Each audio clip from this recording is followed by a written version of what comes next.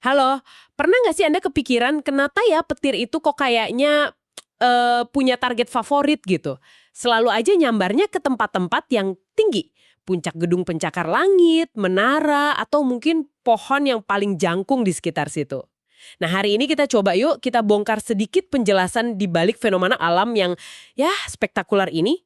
Kita ada semacam penjelasan sederhana nih soal fisika dasarnya, kenapa petir seolah milih jalur ke tempat tinggi itu. Ya, misi kita kali ini coba cari intisari penjelasannya lah. Mari kita telusuri bareng-bareng ya. Jadi ide dasarnya sebenarnya simple ya. Petir itu pada dasarnya kayak nyari jalan yang paling gampang aja. Mirip air lah ya, ngalir ke tempat terendah. Petir nyari jalur termudah dan terpendek dari awan ke bumi. Gitu kan? Betul-betul sekali. Dan kalau dari sisi fisika, ini memang startnya dari awan badai. Spesifiknya jenis cumulonimbus. Bagian bawah awan ini, itu biasanya kayak muatan listrik negatif. Oke, negatif di bawah awan. Nah, muatan negatif ini kerjanya kayak magnet gitu. Dia narik muatan positif yang ada di permukaan bumi buat ngumpul persis di bawahnya. Dan yang menarik, muatan positif ini nggak nyebar rata gitu aja, tapi cenderung paling kuat ngumpulnya itu di benda-benda yang tinggi. Dan, nah ini penting juga, yang ujungnya runcing. Oh gitu, jadi ngumpulnya di yang tinggi dan runcing ya. Terus gimana caranya petir itu loncat? Kan katanya udara itu penghantar listrik yang jelek ya, kayaknya dibahas juga nih di materi kita. Tepat, udara itu aslinya isolator. Jadi emang susah banget buat arus listrik melewatinya.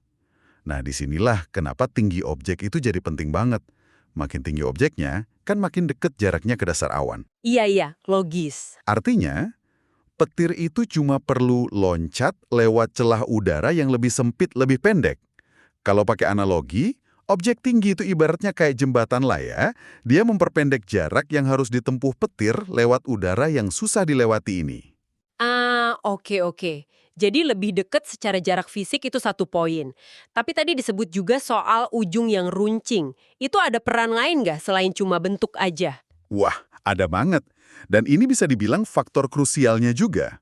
Ujung yang runcing itu ternyata jadi kayak titik fokus medan listrik. Jadi, muatan positif yang ngumpul di ujung runcing itu bikin medan listrik di sekitarnya jadi jauh lebih kuat dibanding area lain yang datar atau tumpul. Oh, jadi medan listriknya terkonsentrasi di situ ya? Iya, betul. Dan kekuatan medan listrik inilah kuncinya. Kalau medan listriknya udah kuat banget, dia bisa maksa molekul udara di sekitarnya terionisasi. Terionisasi itu maksudnya? Gampangnya, udara itu jadi kayak diubah jadi plasma. Jadi bisa menghantarkan listrik. Nah, proses ionisasi inilah yang sebenarnya ngebangun jalur awal buat petir. Makanya, ini bukan cuma soal jarak doang, tapi juga soal seberapa gampang jalur konduktif itu dibikin. Dan bentuk runcing itu bantu banget proses ini. Wow, oke.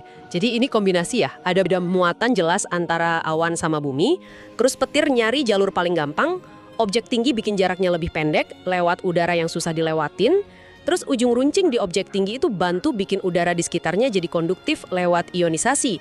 Kayak ngebukain jalan gitu ya buat petir, kira-kira gitu rangkumannya? Persis, tepat sekali. Penjelasan yang kita bahas ini intinya menyimpulkan gitu. Tempat tinggi, apalagi kalau runcing, itu ngasih kombinasi jalur yang secara fisik lebih dekat, plus secara listrik lebih gantang terbentuk. Makanya ya nggak heran kalau secara statistik, tempat-tempat kayak gitu jadi lebih sering kena sambaran petir. Menarik ya.